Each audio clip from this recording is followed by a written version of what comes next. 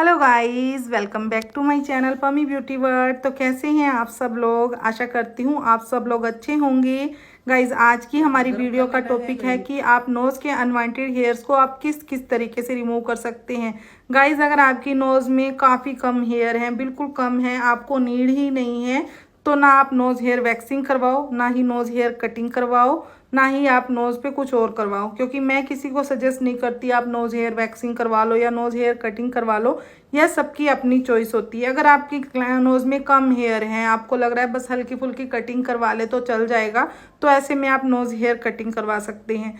पर अगर आपको फील हो रहा है कि मेरी नोज़ में बहुत ज़्यादा हेयर हैं, मुझे वह देखने में अच्छे नहीं लगते, या सामने वाला मुझे टोक रहा है, या फिर आपको वह नोज़ हेयर प्रॉपर तरीके से रिमूव करवाने हैं, काफ़ी लंबे टाइम तक आपके नोज़ हेयर ना आए, तो ऐसे में आप नोज़ हेयर वैक्सिंग करवा सकते हैं, जिससे कि आपके हेयर जो होते हैं रूट से रिमूव होते हैं, काफ़ी लंबे टाइम बाद आते हैं। जब प्रॉपर तरीके से क्लाइंट नोज़ हेयर वैक्सिंग करवाता रहता है तो उनके नोज़ के जो हेयर हैं काफ़ी कम होने स्टार्ट हो जाते हैं, धीरे धीरे हेयर ग्रोथ काफ़ी कम हो जाती है।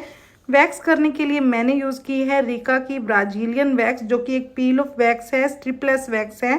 गाइज, आप कटोरी वैक्स का यूज़ कर सकते हैं, बीन वैक्स का यूज़ कर सकते हैं। अगर आप ब्राजीलियन में बिस्किट वैक्स का यूज़ करना चाहें, जो अलग से बिस्किट मिल जाते हैं मार्केट में, आप उनका भी यूज़ कर सकते हैं। पर अगर आप मेरी राय जानना चाहते हैं कि प्रॉपर तरीके से नोज़ हेयर वैक्सिंग करने के लिए सबसे सेफ वैक्स कौन सी है, तो आप यूज़ करें रिका की ब्राजीलियन वैक्स, जो कि काफ़ी सेफ है। क्लाइंट की स्किन पर कोई भी प्रॉब्लम नहीं होती। आप मेरे चैनल पर विजिट करना, मैंने काफ़ी सारी वीडियोस नोज़ हेयर वैक्सिंग से रिलेटेड अपने चैनल पर अपलोड कर रखी हैं, क्योंकि मेरे पार्लर में काफ़ी लोग नोज़ हेयर वैक्सिंग करवाने आते हैं। अगर आपके पास कोई क्लाइंट आ रहा है नोज़ हेयर वैक्सिंग करवाने, उनको नोज़ हेयर वैक्सिंग करवाने में कोई प्रॉब्लम नहीं है, तो आपको भी नोज़ हेयर वैक्सिंग के प्रोडक्ट अपने पार्लर में ज़रूर रखने चाहिए। जो वैक्स मैंने यूज़ की है आपको दिखा दी है। पहले हमने इनकी नोज़ हेयर कटिंग की थी, तो नोज़ हेयर कटिंग करने के बाद इनके हेयर देखिए काफ़ी कम हो चुके हैं, पर इनको जो ये हेयर भी पसंद नहीं है, इनको यह भी रिमूव करवाने हैं। ये बोले कि 2-3 दिन बाद या हफ्ते बाद यह हेयर भी वापस आ जाएंगे। तो अगर आपका क्लाइंट बोल रहा है तो आपको नोज़ हेयर वैक्सिंग कर देनी चाहिए। गाइस, वैक्स को आपने हीटर में डालकर गर्म कर लेना है, और उसके बाद आपने वुडन स्टिक लेनी है। कोई भी आइसक्रीम की वुडन स्टिक आप यूज़ कर सकते हैं, उस पर वैक्स लेनी है। वैक्स जो है आपकी नॉर्मल टेम्परेचर पर गर्म होनी चाहिए, आपकी वैक्स ज़्यादा गर्म नहीं होनी चाहिए। इतनी गर्म हो कि आपकी वैक्स स्पैचुला पर ईजिली ठहर जाए। उसके बाद आपने वैक्स लेनी है और क्लाइंट की नोज़ को होल्ड करना है, और क्लाइंट को थोड़ा सा ऊपर फेस करने को बोलना है। इस तरीके से वैक्स को आपने अंदर लेके जाना है, घुमाना है और अच्छे से प्रेस कर देना है, ताकि सारे के सारे हेयर जो हैं वैक्स की पकड़ में आ जाएं। फिर आपने थोड़ी देर के लिए उसको छोड़ देना है। इतनी देर में आप दूसरी साइड भी लगा सकते हैं वैक्स को, अगर आपका क्लाइंट बोल रहा है। अगर आपका क्लाइंट बोल रहा है नहीं आप वन साइड पहले करो, तो आप वेट करें। अगर आपके क्लाइंट को कोई प्रॉब्लम ही नहीं है तो आप दोनों साइड वैक्स एक साथ लगा सकते हैं। अब मैंने दूसरी साइड भी वैक्स लगा दी है, और इनकी वैक्स बिल्कुल गर्म नहीं थी, बिल्कुल ठंडी थी। क्लाइंट की स्किन पर थोड़ी सी वैक्स लग गई है तो कोई प्रॉब्लम नहीं है, बस आपके वैक्स का टेम्परेचर नॉर्मल होना चाहिए।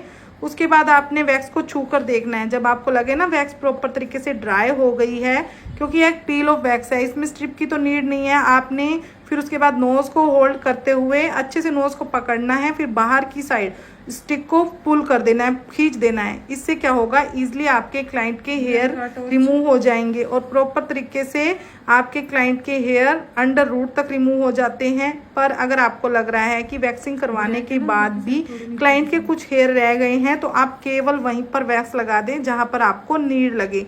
अब इन्होंने नोज रिंग पहन रखी है, अगर आपके क्लाइंट की नोज रिंग रिमूव होती है तो रिमूव करें। अगर रिमूव नहीं होती तो आपने नोज रिंग को पकड़ के उसके बाद स्टिक को बाहर की साइड खींचना है। अदरवाइज नोज रिंग खींच गई तो क्लाइंट की नोज पर चोट लग सकती है, कट लग सकता है। तो आपने ध्यान देना है कि नोज रिंग या तो रिमूव करें या फिर पकड़ने के बाद ही आपने स्टिक को पुल करना है। अब इनके कुछ हेयर नीचे की साइड रह गए हैं, तो मैंने वहीं पर वैक्स लगाई है, और दूसरी साइड नोज रिंग के पास रह गया तो वहीं पर वैक्स लगाई है। सारे में आप वैक्स ना लगाएं, क्योंकि नोज का जो एरिया होता है काफ़ी सॉफ्ट होता है। अगर आप बार बार वैक्स लगाएंगे तो स्किन थोड़ी सी निकल सकती है, चाहे वैक्स कितनी भी सॉफ्ट हो, पर आपने यूज़ करते समय थोड़ा सा ध्यान रखना है। उसके बाद आपने थोड़ी देर ही छोड़ना है, क्योंकि थोड़े से ही हेयर हैं, ज़्यादा देर तक आपने हार्ड नहीं होने देना, क्योंकि ऑलरेडी आप वैक्स कर चुके हो। उसके बाद फिर थोड़ी देर बाद आपने नोज़ को होल्ड करके एक्स्ट्रा हेयर को भी रिमूव कर देना है। और गाइस, अगर आपको नोज़ वैक्सिंग से रिलेटेड और वीडियोस देखनी है तो आप मेरे चैनल पर विजिट करें। काफ़ी सारी वीडियोस मैंने वैक्सिंग से रिलेटेड अपने चैनल पर अपलोड कर रखी हैं एंड अदर टॉपिक से रिलेटेड भी आपको मेरे चैनल पर वीडियोज़ मिल जाएंगी। और देखिए, प्रॉपर तरीके से मेरे क्लाइंट के सारे हेयर रिमूव हो गए हैं गाइस। सारे के सारे हेयर इनके रिमूव हो गए हैं। अगर कुछ हेयर रह भी जाते हैं तो आप बार बार वैक्स की एप्लीकेशन ना करें, क्योंकि क्लाइंट की स्किन में ज़्यादा पेन होने लगता है। तो छोटी छोटी बातों का ध्यान रखते हुए आप वैक्स करें। वैक्सिंग हो जाने के बाद आपने कोई भी कोल्ड क्रीम या मॉइस्चराइजर नहीं यूज़ करना, आप यूज़ करेंगे कोकोनट ऑयल का। अगर आपके पास कोकोनट ऑयल नहीं है तो आपके घर पर देसी घी होगा, आप उसका भी यूज़ कर सकते हैं। अगर आपका पार्लर है तो अपने पार्लर में कोकोनट ऑयल ज़रूर रखें, क्योंकि वैक्सिंग करने के बाद अगर हम रिका वैक्स यूज़ करते हैं तब भी कोकोनट ऑयल का यूज़ होता है। अगर हम नोज़ वैक्सिंग करते हैं तब भी कोकोनट ऑयल का यूज़ किया जाता है। थैंक